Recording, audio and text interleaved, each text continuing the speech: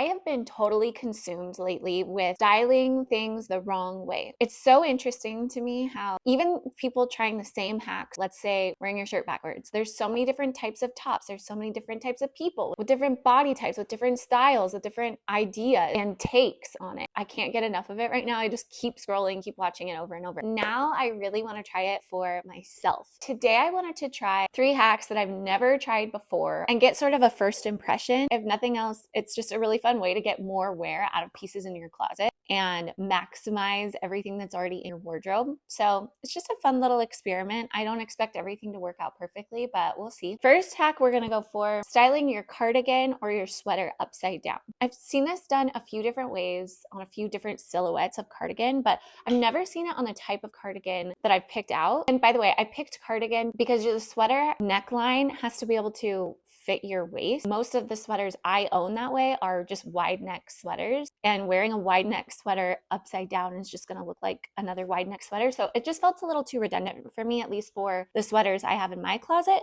So I'm going with a cardigan, and I picked 2 different cuts. The first one is this vintage cotton striped, very boxy, oversized cardigan. It's got a slight V-neck shape at the neckline. I'm not sure that that'll fit my waist, but like I said, I like the flexibility of having a button there to open it up a bit more if I need to. I thought this would be interesting because there's no real scrunch at the bottom. So the way it falls at the top is going to be kind of interesting and I think a little bit fun to play with. And then I have this gorgeous robin's egg blue wool sweater, also vintage. I got from Wonderland Vintage on Whatnot. I picked this one. I was specifically looking for interesting waistlines. And then I remembered this one has a little split at the bottom with these button details. So I have no idea what that's going to do. I think it'll be kind of interesting to see. This one also has a V-neck. It's a little bit more narrow. So let's see what they look like upside down. This is really reminding me of the types of cardigans I used to wear all the time in the 2010s, like to high school. These really exaggerated lapel, almost scarf-like cardigans, except mine were longer, I think. It's not particularly my style. Also, look at the back. It's really scooped up. Let's play around with the styling a little bit. Let's see what we can do. My initial feeling is to do a wrap, maybe belt it right there or something, because then that brings the waistline up to a higher waistline in the back. That's kind of fun for a high-waisted pair of pants or something. Oh, this is kind of fun. Look, the button here at the bottom can meet the buttons there. Popped right out. Okay, these buttons are a little flimsy, but this could work for a cardigan whose buttons are a little more substantial. I'll just tuck it in like that. Kind of a slouchy wrap top situation. This doesn't look as silly as when I put it on the first time, but again, I don't know that I'm gonna be taking the time to style it like this anytime soon. Tell me what you think. If I were to rate this, I would give this a 5 out of 10 because it's functional. There's a way to make it cute. I think given more time and patience with the buttons here and maybe some cute accessories, but I just don't think my mind is going to be going to this styling the next time I want to wear it, but we'll see. We'll see. All right, let's try the other cardigan. I don't know what I was expecting again, but look, that little V sort of made a lapel shape. It kind of looks like a very cropped blazer. I think that's kind of fun. If I were to see a super cropped blazer in a store, I don't know that I'd be like, oh, yep, but that's kind of a fun option. Let's play around with it a little bit more. I feel like since there's buttons there, you could button it like that. Or, hold on, wait a minute. You could put a pin here or a little ribbon through these buttonholes and do a little tie. Oh, wait, how did that just change that so much to me? Now this looks like a little cape. Okay, I really love this one. I probably would pick a different ribbon. I actually think it'd be really cool to do a big chunky brooch there or something. I feel like there are so many cardigans, vintage or not, that have that little split at the side, or even sweaters that have that. They might not have the buttonhole, but you could still pin it there and get this shape. Wait, I wasn't really expecting this one to look silly, but this one looks even more intentional, I guess would be the word. To me, it doesn't look like I'm wearing a sweater upside down. I know the buttons kind of give it away, but I feel like that almost just looks like a really interesting style element. And they're asymmetrical because they're not on this side, but they match the collar. I really love this. And actually, I do think I would wear this more than the original way. I could totally see myself just throwing on a pair of high-waisted denim right now and running out the door just like this. The back doesn't have too much of a neckline shape. How sweet is that? Doesn't it look like a little vintage cape? How it trapezes out? This is so fun. Okay, what's next? Next up is a hack I've actually tried before, but never with this silhouette, wearing skirts as tops. My favorite way to do this is with mini slip skirts, pulled up as a tube top, belted with a chain belt or just any old belt in general. I think it's such a pretty look, especially for summertime. But we're not going to try that today because, like I said, I want this to be a first impression. So the first one I picked was this Reformation skirt that I actually thrifted in a recent Thrift With Me. It's this really great maxi length skirt, and it has a super thick waistband and then this slit that is super high, just like cuts right under the waistband basically. And it's funny because when I was editing that video, I was looking at it and I was like, wait a minute, that's definitely a top or like a dress, just with how thick the waistband is, and it's even kind of puckered and looks like it's meant to fit on a bust. But I looked it up on the website and it is in fact intended to be a skirt, but it gave me the idea to try it as a top. But we'll see. We'll see if it fits well and how it lays and everything. And then this is another skirt I've thrifted recently. It's just this vintage express. It's kind of knee length, and then it has the little flounce at the bottom. And I picked this specifically for that flounce because I thought that would be kind of interesting to see where it falls at the body. I really love drop waist silhouettes, and I feel like this might pull into drop waist silhouette when worn as a top. I don't think it's going to be long enough to be a dress, but we'll see. This is an immediate yes. I love this. I think more than if I were to wear it as a skirt. This is so good with the denim. Even just the way it falls, drapes off the body right there instead of pinching in. It looks really chic to me.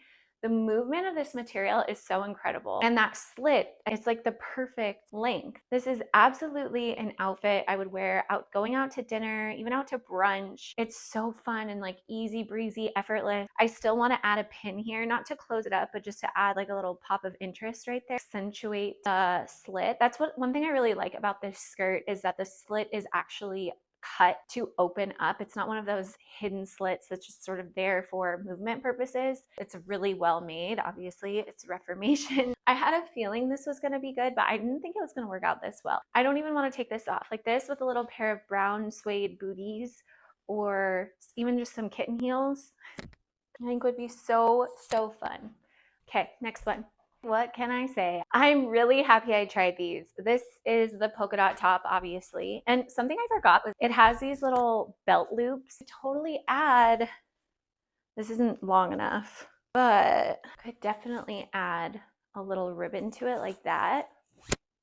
It's definitely not long enough to be a dress for my liking, but it is the perfect dress over pants. I was so into the drop waist last year, and now I'm excited to have another little thing. I love this skirt as it is, but I think I will get more wear out of it like this. I really do, especially with these denim, again, with like just a black kitten heel and a black bag. It's such a fun, effortless outfit. One thing you do have to be careful of when you're doing skirts as tops, sometimes you'll get a little weird bunching down here, obviously, because that's like where your booty is supposed to go. So there's just more fabric there typically. But on this one, it doesn't bother me. It kind of has the same amount of bunching throughout, and I don't think it looks weird. You could even kind of pull it up and make it a little bit more asymmetrical, add a little rosette. I might even like this one a bit more than the maxi. But both are 10 out of 10 out of 10 out of 10 out of 10. So cute. All right, let's try one more hack. Bloomer pants have been on my spring and summer vision board this year. I've pinned so many. I've been considering DIYing some out of a white maxi skirt or cotton pants, but then I remembered, I think it was a year ago, and I think it was Cup of Jordy. So I'll try to find that video and link it here, but I remember that she tried this hack of taking a hair tie, just like a regular old hair tie elastic, and styling it over your pant leg at the bottom to create a bunched up, ruffled silhouette. very reminiscent of bloomer pants. Ever since I saw that, I've been wanting to try it, but it kind of got buried in the back of my brain. It just recently came back into my memory. I was like, I have to try that. So I went searching and I didn't have any real cottony pants, which I think this might work better for, but I did find these vintage 100% silk wide leg pajama pants. I've actually worn these out as real pants, and I think these could be really pretty. I feel like you could do so much with silk. Like, I kind of have high hopes. I love the way these pants fit and operate normally, but it could be kind of a fun way to zhuzh them up and reimagine them for this year. And then I think it may have also been in Cup of Jordy's video. She tries it with a denim. I just was going to take my Levi 501s that are a little bit oversized on me. They're long, but in a good way, a little bit baggy on my legs, which I really like. And I love wearing them normally. But I wanted to try doing the same hack on denim, just kind of play around with the silhouette of the jean a little bit. So, okay, fun fact, I got these from Lunch Break Thrift, Kristen. She had them in a Whatnot sale, and she described them as the perfect period pants. Never get over how funny that was to me, because I know what she meant, be like cozy to wear when you're on your period and not feeling your best. But to me, I'm like, babe, these are white silk pants. Like, I'm not going anywhere near these pants while I'm on my period. Here's what we have.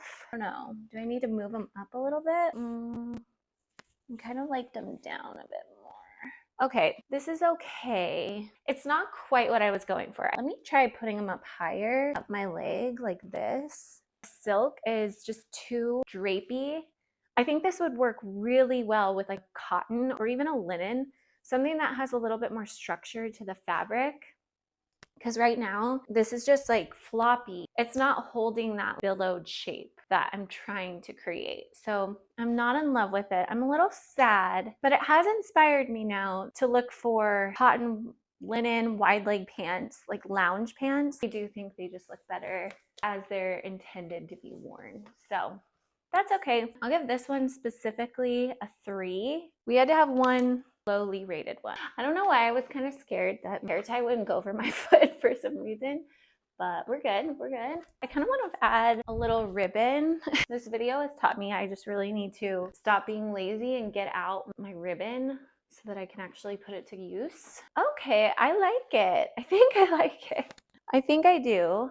Maybe if I had an even baggier denim. I feel like I wanted a little bit more drama. Let me put on a pair of heels. These are just a little baby heel. Okay, this is really cute. Like, looking down, such a Pinterest picture. I think I really do like the way they look. If I had to go somewhere where I wanted to look cute, but I didn't want to have to put a ton of effort in, this is kind of the perfect hack, because even like just with what I'm wearing right now, a white tank top and denim, you guys saw how quickly it was. It took me like 2 extra minutes maybe. And I feel like it really elevated the outfit and really stylized it. I've seen a lot of people taking their espadrille laces and tying them around their denim. Really reminds me of that. And I do want to try that as well. I'll give this a 7 out of 10.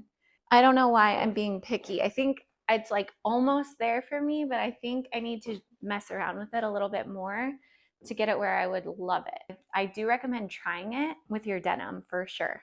Let me know if you think there are other ones I should see or try, even if they're not styling things the wrong way, but just other hacks or cool things you can try. I definitely want to do more in the future. You can DM me those on Instagram, TikTok. My Instagram handle is the same as my TikTok. Subscribe if you haven't already, and I'll see you guys in the next one. Thanks for watching. Bye.